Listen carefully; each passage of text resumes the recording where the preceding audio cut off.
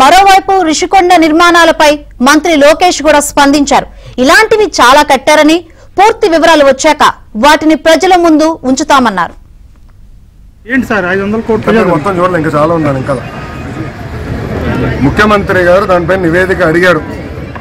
ఎంత ఖర్చు అయింది, దేనికి ఖర్చు పెట్టారు, మొత్తం డీటెయిల్స్ అడిగారు. ఇంకా రావాల్సిన అవసరం ఉంది.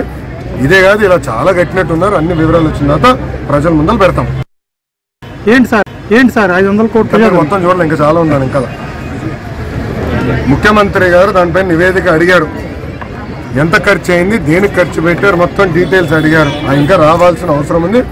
ఇదే కాదు, ఇలా చాలా కట్టినట్టున్నారు. అన్ని వివరాలు వచ్చిన తర్వాత ప్రజల ముందర పెడతాం. వాటిని ప్రజల ముందు ఉంచుతామన్నారు. ఏంటి సార్ 500 కోట్లు మొత్తం చూడాలి, ఇంకా చాలా ఉండాలి. ఇంకా ముఖ్యమంత్రి గారు దానిపై నివేదిక అడిగారు. ఎంత ఖర్చు అయింది, దేనికి ఖర్చు పెట్టారు, మొత్తం డీటెయిల్స్ అడిగారు. ఇంకా రావాల్సిన అవసరం ఉంది.